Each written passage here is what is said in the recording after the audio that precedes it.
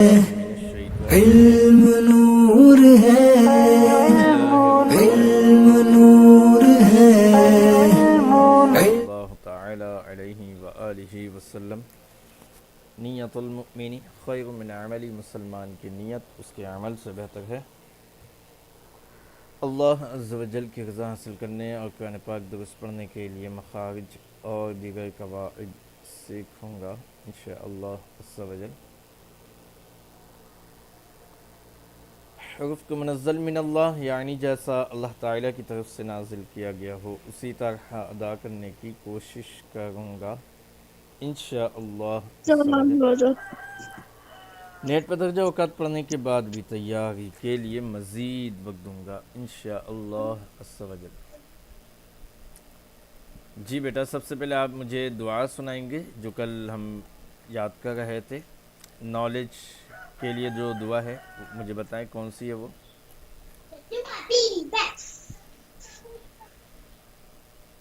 جی عبداللہ۔ جی کر رہا ہوں۔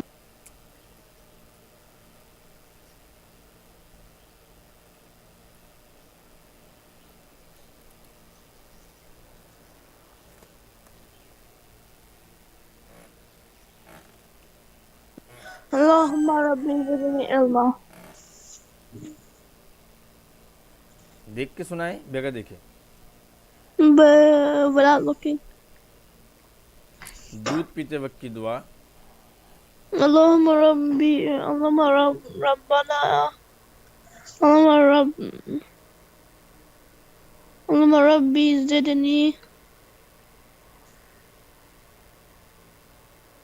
اللہم انی اعوذ بک من الخبث اللہم والخبائث اللہم اللہم انی نہیں قسمت بک آمنت نہیں، یہ تو افتتاح کی دعا ہے۔ اللہم اللہم انی قسمت بیٹا اللہم بارک لنا۔ اللہم بارک لنا فیہ وزدنا من۔ جی، واش روم میں جانے سے پہلے کی دعا۔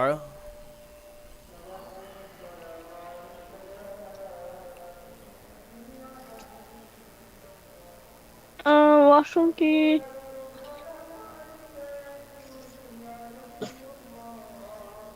واش روم میں جانے سے پہلے کی دعا۔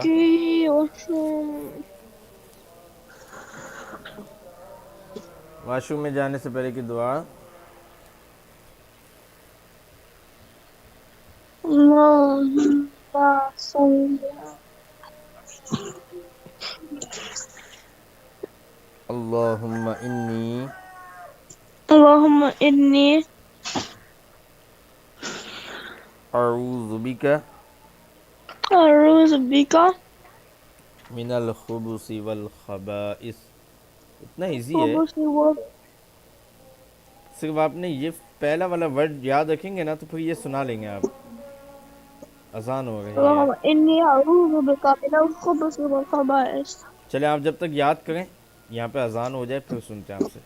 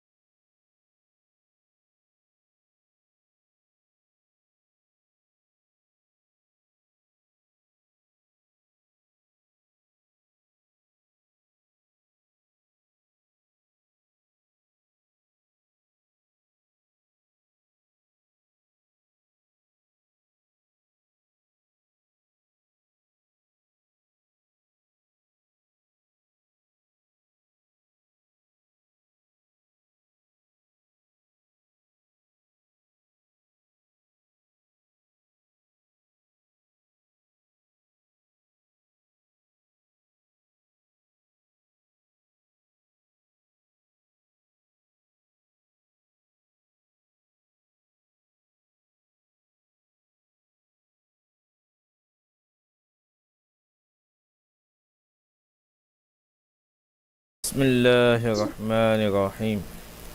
فرمان مصطفیٰ صلی اللہ تعالی علیہ وآلہ.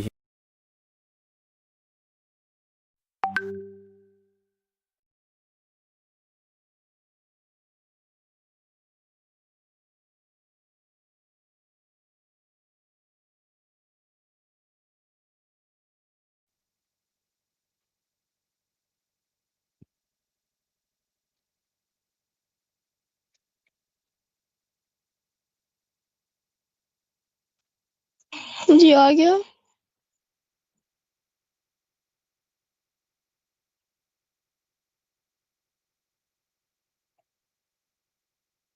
کون سی؟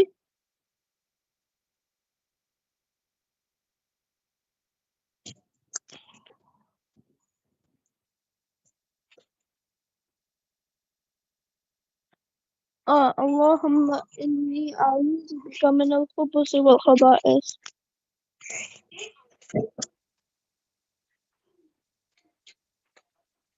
کون سی دعا؟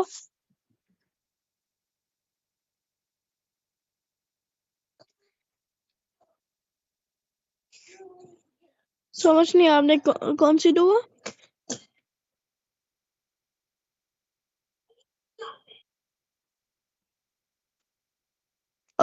الحمد للہ الذی انزل علی عبده الحمد للہ الذی اطعمنا وسقانا.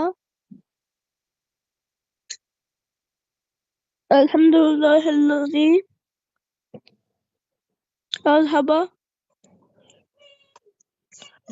عني الأذى وعافاني.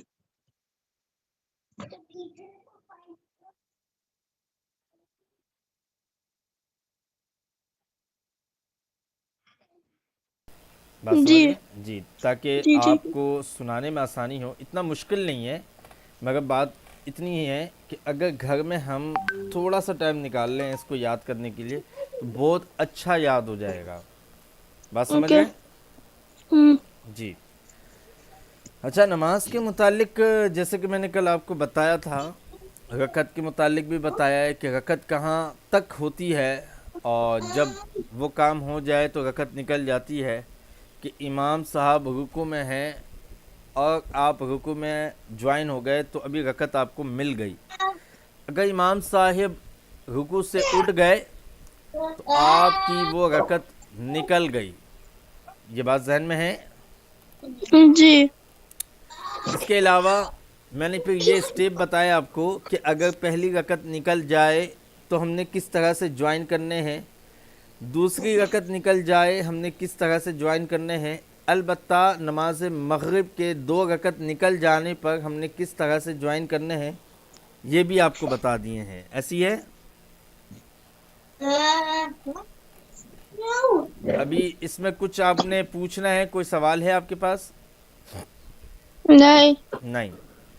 چلیں، سب سے پہلے فرمان مصطفیٰ صلی اللہ تعالی علیہ وآلہ وسلم مجھ پر درود شریف پڑھو، اللہ تم پر رحمت بھیجے گا. اب یہاں پہ جو مین چیز ہے وہ ہے اسراف سے بچا جائے. اس کے لیے ہم کچھ جو یہاں پہ جو ارشادات ہیں کتاب کے مطابق ہم وہ پہلے سماعت کرتے ہیں. آج تک جتنا بھی ناجائز اسراف کیا ہے، اسراف صرف پانی کا نہیں ہوتا، بلا وجہ خرچ کرنا، پیسوں کا بلا وجہ استعمال کرنا، ٹھیک ہے، اور پھر ایسا کھانا جو آپ کھا چکے اور پیٹ بھر گیا مگر دل نہیں بھرا، جس کو کہتے ہیں ہم اور کھائیں، اور پھر آپ نے لے لیا ایکسٹرا اب پھر وہ نہیں کھایا گیا تو وہ اسراف ہے. اس سے توبہ کر کے آئندہ بچنے کی کوشش کیجیے.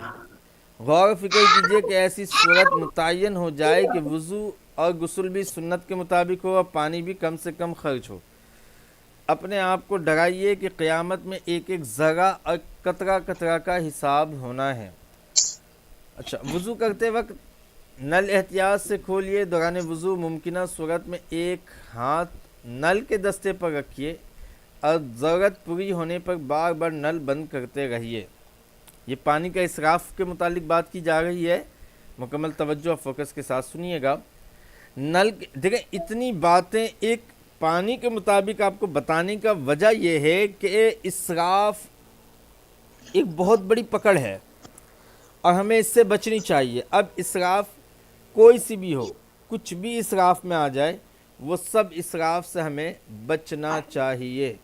مثال کے طور پہ ہم نے ابھی عید گزارا، عید میں ہماری جو ہے نا 2 جوڑے کپڑے سے بھی بات بن جاتی ہے، ہماری عید یعنی کہ ہو جاتی ہے. اب ہم نے 20 جوڑے خریدے ہیں تو یہ کیا ہے؟ اسراف. ایکسٹرا ہم نے لیا نا، اگرچہ وہ ضائع تو نہیں ہوگا، بعد میں استعمال آئے گا، مگر جتنی ضرورت ہو اتنا ہی استعمال کرے. کم سے کم خرچ ہر چیز میں مفید ہوتا ہے. نل کے مقابلے میں لوٹے سے وضو کرنے میں پانی کم خرچ ہوتا ہے. جس کے لیے ممکن ہو وہ لوٹے سے وضو کرے. اگر نل کے بغیر گزارا نہیں تو ممکنہ صورت میں یہ بھی کیا جا سکتا ہے کہ جن اعضاء میں آسانی ہو وہ لوٹے سے دھو لے. نل سے وضو کرنا جائز ہے، بس کسی طرح بھی اسراف سے بچنے کی صورت نکالنی چاہیے. اسراف کی اگر ہم اپنی یعنی کہ زبان میں بات کریں تو ایکسٹرا چیز ہے، ایکسٹرا پانی، کہ ہم ایسا پانی کہ جو ہم ضائع کر رہے ہیں، جو بے مقصد یعنی کہ فضول میں جا رہا ہے، اس سے ہمیں بچنا ہے. مسواک، کلی، گرگرا، ناک کی صفائی، داڑھی اور ہاتھ پاؤں کی انگلیوں کا خلال اور مسح کرتے وقت ایک بھی قطرہ نہ ٹپکتا ہو، یوں اچھی طرح نل بند کرنے کی عادت بنائیے. اب دیکھیں یہاں پہ کتنی توجہ دلائی گئی. مسواک کرتے وقت ہم جو ہے صرف مسواک کر رہے ہوتے تو اس ٹائم اگر ہم نل کو کھول دیں گے، کھلا رکھیں گے تو وہ پانی کیا ہوگا؟ ضائع. ایسی ہے نا، جی کیونکہ ہم تو جی مسواک کر رہے ہیں، اب وہ پانی ضائع ہو رہا ہے. تو جب مسواک کریں تو کیوں نہ نل کو بند کر دیں کہ پانی ضائع ہونے سے بچ جائے گا. اسی طرح کلی ہم نے کیا، ابھی ہم نے ایک کلی کی، اب دوسرے کلی کے لیے کچھ سیکنڈ کا وقت لگتا ہے. اتنے سیکنڈ میں کئی قطرے پانی یا بلکہ نل سے اگر استعمال کر رہے ہیں تو اچھا خاصا پانی ضائع ہو سکتا ہے. پھر گرگرا، جب ہم اپنی یعنی کہ حلق کے درمیانی حصے تک پانی پہنچاتے ہیں تو پھر یہاں پہ بھی وقت لگتا ہے، کچھ سیکنڈ لگتے ہیں، اس میں ہی پانی ضائع ہوتا ہے اگر نل کھلا رہے تو. پھر ناک کی صفائی ہے، داڑھی ہے، ہاتھ ہے، پاؤں ہے، انگلیوں اور سر کے جو مسح کرتے ہیں، ان سب میں وقت لگتا ہے. تو اب عادت ایسی ہو کہ جب ہم یہ سب کام کریں تو نل کو اچھی طرح سے بند کر لیں، کہ احتیاط بہت اچھی چیز ہے. بالخصوص سردیوں میں، جیسے کہ ابھی آپ کے وہاں پہ سردیوں کی آمد ہونے والی ہے عن قریب، تو سردیوں میں وضو یا غسل کرنے، نیز برتن اور کپڑے وغیرہ دھونے کے لیے گرم پانی کے حصول کی خاطر پائپ میں جمع شدہ ٹھنڈا پانی یوں ہی بہا دینے کے بجائے کسی برتن میں پہلے نکال لینے کی ترکیب بنائیں. جی بہت اچھی بات ہے یہ بھی، کہ آپ نے بھی دیکھا ہوگا آپ کے وہاں پہ گیزر لگے ہوئے، کیا لگا ہوا؟ گیزر جس سے گرم پانی آتی ہے نلوں میں. جی ٹھیک ہے. اب آپ نے بعض اوقات دیکھا ہوگا سردی کے دنوں میں بھی، گرمی کے دنوں میں بھی، کہ گرمی میں تو خیر گیزر یوز نہیں کرتے ہیں، سردیوں میں جب گیزر یوز کرتے ہیں تو شروع میں نا ٹھنڈے پانی آتے ہیں، ہے نا ایسا؟ جی عبداللہ، جی جب ہم سردیوں میں گیزر والے پانی کو یوز کرتے ہیں، مثال کے طور پہ ہم نے نل کھولا، پانی اگرچہ گیزر سے ہو کے آئے گا، گرم پانی آئے گا، مگر گرم پانی آنے سے پہلے کچھ ٹھنڈا پانی بھی آتا ہے نا، جی جی جس کو ہم کھلا چھوڑ دیتے ہیں کہ یہ ٹھنڈا پانی نکل جائے تو پھر اس کے بعد گرم پانی سے ہم وضو بنا لیں گے. ایسا ہوتا ہے نا؟ جی تو اس سے بھی بچا جائے کہ وہ جو ٹھنڈا پانی ہے اس کو پہلے کسی برتن وغیرہ پہ نکال لیں تاکہ وہ استعمال میں آ جائے، اسراف سے بچ جائے. دیکھیں کتنی احتیاط کرنے کی ہمیں ترغیب دی جا رہی ہے، کہ ہمیں یہ بتایا گیا کہ جو گیزر سے پانی گرم آتا ہے اس سے پہلے نل میں موجود ٹھنڈا پانی آتا ہے، تو اس پانی کو بھی آپ نے ضائع نہیں کرنا ہے. پہلے برتن پہ نکال لیں، اس کے بعد جب گرم پانی آئے تو وضو بنا لیں، اور جو پانی برتن پہ نکالا ہے اس کو آپ کسی دوسرے کام پہ یوز کر لیں، کھانا بنانے میں یا دیگر جگہوں پہ بھی یوز کر لیں تو وہ پانی کام آ جائے گا. ہاتھ یا منہ دھونے کے لیے صابن کا جھاگ بنانے میں بھی پانی احتیاط سے خرچ کیجیے. مثلا ہاتھ دھونے کے لیے چلو میں پانی کے تھوڑے قطرے ڈال کر صابن لے کر جھاگ بنایا جا سکتا ہے۔ اگر پہلے سے صابن ہاتھ میں لے کر پانی ڈالیں گے تو پانی زیادہ خرچ ہو سکتا ہے۔ بالکل ایسا ہے کہ ہم جب بیسن میں کھڑے ہوتے ہیں تو بیسن کا نل ہم آن کرتے ہیں اور پھر ہم ہینڈ واش یا پھر صابن وغیرہ کو جو نا پانی میں ڈپ کر کے ہم جو ہے اپنے ہاتھ میں صابن یا ہینڈ واش کا جھاگ بنا کر ہاتھ دھوتے ہیں۔ اس سے بھی اتنے دیر نل کھلا رہتا ہے تو یہ پانی ضائع ہوتا ہے، ہمیں اس سے بچنا چاہیے۔ استعمال کے بعد ایسی صابن دانی میں صابن رکھیے جس میں پانی بالکل نہ ہو، کہ جان بوجھ کر پانی رکھ دینے سے صابن گل کر ضائع ہوگا۔ ہاتھ دھونے کے بیسن کے کناروں پر بھی صابن نہ رکھا جائے کہ پانی کی وجہ سے جلدی گل جاتا ہے۔ اب بتائیں، یہ صابن بھی گل جانے پر آپ کو یہ احتیاط کروائی جا رہی ہے کہ صابن کو بھی ایسے جگہ میں نہیں رکھیں، کیوں؟ کیونکہ جلدی گل جائے گا تو اضافی خرچ ہوگا، کیوں؟ ہمیں صابن نیا لینا پڑے گا نا، تو یہ اضافی خرچ ہو جائے گا۔ تو اضافی خرچ ہی سے بچنا ہے ہمیں، اب چاہے وہ پانی کا خرچ ہو، چاہے وہ پیسوں کا خرچ ہو، چاہے وہ کھانے کا خرچ ہو، ٹھیک ہے، چاہے وہ کھیلنے کی چیزوں کا خرچ ہو، اضافی خرچ سے بچنا ہے۔ مقصد صرف اتنا ہے کہ اضافی خرچ سے بچا جائے۔ پھل، کپڑے، برتن اور فرش، بلکہ چائے کا کپ یا ایک چمچ بھی دھوتے وقت اس قدر زیادہ غیر ضروری پانی بہانے کا آج کل رواج ہے کہ حساس اور دل جلے آدمی سے دیکھا نہیں جاتا۔ اب پتہ ہے، جس کے یہاں پانی نہیں آتا ہے، پاکستان کے تو کچھ علاقے ایسے ہیں کہ جہاں پہ جو نا پانی ٹوٹلی نہیں آتا ہے، یا پھر بہت لانگ ٹائم کے بعد پانی آتے ہیں وہاں پہ پاکستان کے اندر، جو کہ ہم نے خود نے بھی دیکھا ہوا یہ چیزیں۔ تو اب جب وہاں پہ پانی نہیں آتا نا، تو وہ جب اس طرف کے یا ان اطراف کے رہنے والے ہمارے اطراف میں آتے ہیں، یا ہمارے وہاں کے رشتہ دار رہنے والے ہمارے گھر آتے ہیں، پانی کا یہ اسراف جب دیکھتے ہیں تو وہ پھر کہتے ہیں کہ بھائی پانی احتیاط سے خرچ کریں، پانی ہمارے وہاں تو پانی آتا ہی نہیں ہے، آپ پانی اتنا خرچ کریں۔ تو یہ کیا اسی کی مثال دی گئی ہے کہ حساس اور دل جلے آدمی سے دیکھا نہیں جاتا جب اس طرح سے خرچ کیا جاتا ہے۔ تو اس لیے بتایا جا رہا ہے کہ وضو ہو، غسل ہو، یا پھر آپ ویسے ہی فریش ہونے کے لیے منہ دھوئیں، یا پھر حتی الامکان آپ کچھ بھی کر رہے ہوں، بس مقصد یہ رکھیں کہ ہمیں اضافی خرچ سے بچنا ہے۔ آپ لینے گئے، مارٹ میں گئے، آپ کوئی چیز لینے کے لیے، آپ نے لینا تھا صرف ایک چیز، مثال کے طور پہ ایک جوس لینے تھے آپ کو۔ اب آپ جوس لینے کے لیے گئے، آپ کو بھوک بھی نہیں ہے، مگر آپ کو چیز پسند آ گئی، صرف کیا پسند آ گئی، کھانا نہیں ہے، صرف پسند آ گئی۔ اب آپ نے وہ لے لیا، اب کھایا نہیں اس کو۔ اگر کھا لیا تو بچ گئے، اسراف سے بچ گئے، اور اگر نہیں کھایا تو پھر وہ چیز ضائع ہو گیا، اور اگر ضائع ہو گیا تو پھر وہ اسراف ہوا، اس کا گناہ ملے گا۔ بات سمجھ آئی؟ جی۔ اکثر گھروں میں خواہ مخواہ دن رات بتیاں جلتی اور پنکھے چلتے رہتے ہیں۔ ضرورت پوری ہو جانے کے بعد بتیاں اور پنکھے وغیرہ بند کر دینے کی عادت بنائیے۔ ہم سبھی کو حساب آخرت سے ڈرنا اور ہر معاملے میں اسراف سے بچتے رہنا چاہیے۔ اب دیکھیں، یہ بتیاں یا پھر پنکھے اگر دن بھر چلتے اور جلتے رہیں گے تو پھر بجلی کے بل بھی آئیں گے۔ جب بجلی کے بل آئیں گے تو وہ اضافی بوجھ ہوگا جو کہ آپ نے پے کرنے ہوں گے، تو یہ ایکسٹرا خرچہ ہے۔ اگر ہم تھوڑی سی احتیاط کر لیتے تو شاید کہ ہمیں کم بل پے کرنا ہوتا، تو وہ جو کم بل پے کرنا ہوتا تو ہمارے اچھے اماؤنٹ بچ سکتے تھے، ہے نا؟ جی۔ جی، تو اس لیے کہا جا رہا ہے کہ آپ اضافی خرچ سے لازمی بچیں۔ چلیں، بہرحال امید ہے آپ کو میری یہ بات سمجھ آئی ہوگی کہ وضو کے اندر ہم نے نل کو زیادہ تر بند رکھ کر اپنے کلی کرنا ہے، مسواک کرنا ہے، ناک میں پانی چڑھانا ہے، سر کا مسح کرنا ہے، ہاتھ پاؤں کا خلال کرنا ہے، نل کو زیادہ تر بند کر کے۔ جہاں حسب توفیق ضرورت ہو وہاں آپ یوز کریں نل کو، کوئی حرج نہیں ہے۔ بہرحال اب مجھے آپ تشہد سنائیے۔ تشہد۔ جی الحمدللہ رب العالمین۔ نہیں، تشہد وہ تو سورہ فاتحہ ہے نا۔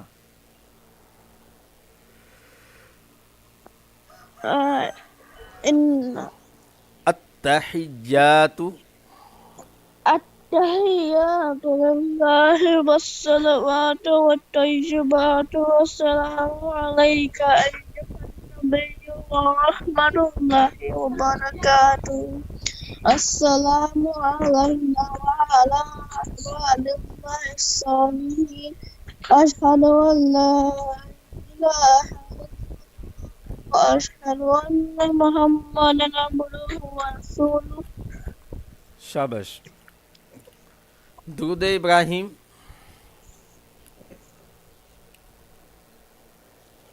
दुरूद इब्राहिम सुनाइए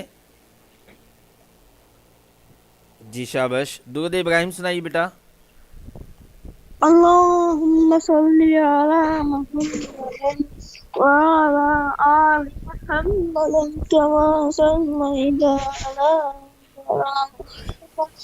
وعلى آل إبراهيم إنك حميد مجيد اللهم بارك على محمد كما باركت على محمد وعلى آل إبراهيم إنك حميد مجيد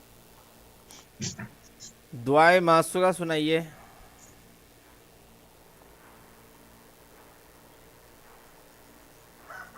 जी दुआए मासूरा दुआए मासूरा सुनाइए बेटा कौन सा दुआए मासूरा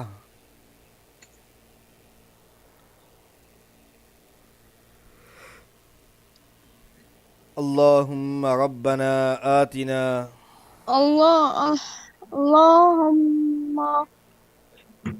آتنا في الدنيا حسنة وفي الآخرة حسنة وقنا عذاب النار दुआए कुनूत याद है दुआए कुनूत याद है तो स्टार्टिंग के अगर मैं बता दूंगा तो फिर वो मिस्टेक होगी स्टार्टिंग के है अगर मैंने बता दिया तो फिर वो मिस्टेक हो जाएगी ना मुझे से स्टार्टिंग आप बताते मुझे वो भी स्टार्टिंग अल्लाह मस्त होता है अल्लाहुम्मा बारिक नहीं नहीं नहीं नहीं वो तो दुआ है ना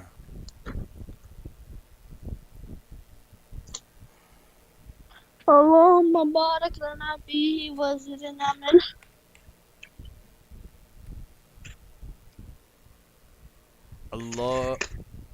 اللهم إنا نستعينك اللهم إنا نستعينك ونستغفرك ونؤمن بك ونتوكل عليك ونثني عليك الخير ونشكرك ولا نكفرك बेटा ونخلق मिस्टेक करके गए हैं दोबारा पढ़िए اللهم إنا نستعينك ونستغفرك ونؤمن بك ونتوكل عليك ونثني عليك الخير वनुस्नी अलैकल खैर का मतलब ये है कि आपने नून के नीचे जेल लगाया जबकि यहाँ पे या मद्दा है वनुस्नी अलैकल खैर नी को खींचेंगे ونثني عليك الخير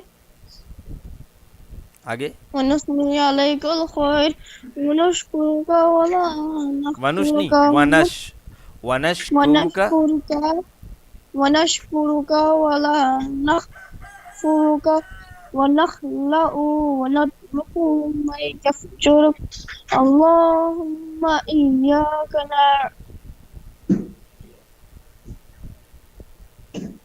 نعبد وإياك نعبد ولك वाव नहीं है اللهم إياك نعبد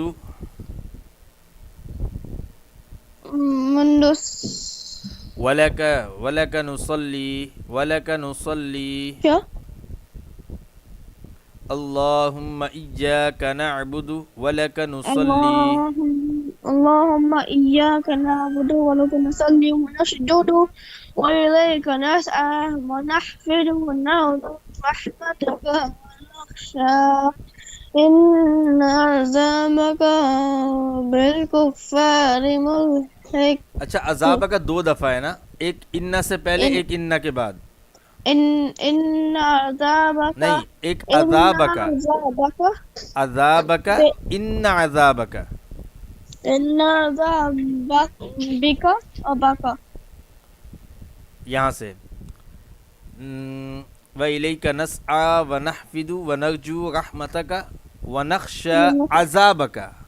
عذابك إن عذابك بالكفار ملحق. جی چلیں ٹھیک ہو گیا. اچھا یہ دعائے قنوت پڑھتے کب ہیں؟ تب ہمارے عشاء کے ساتھ 3 وتر. اچھا اس کو پڑھنے کا طریقہ کیا ہوتا ہے؟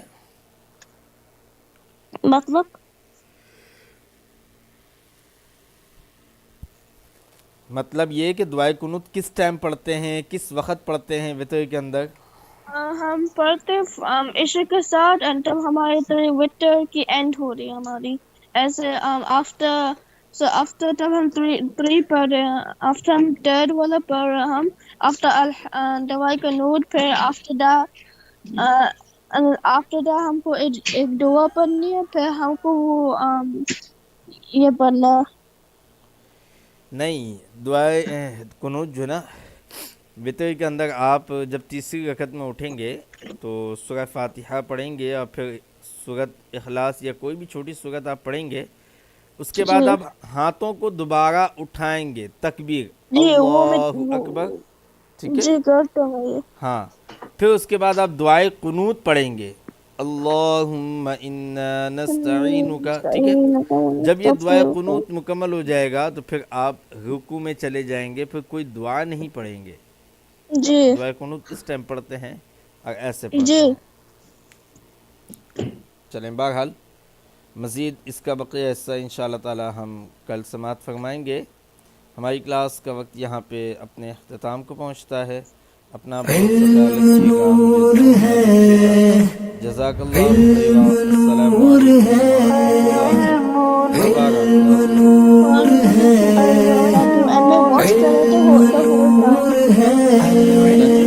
حدیث پاک میں ہے کہ ہر چیز کے لیے ایک راستہ ہوتا ہے اور جنت کا راستہ علم ہے.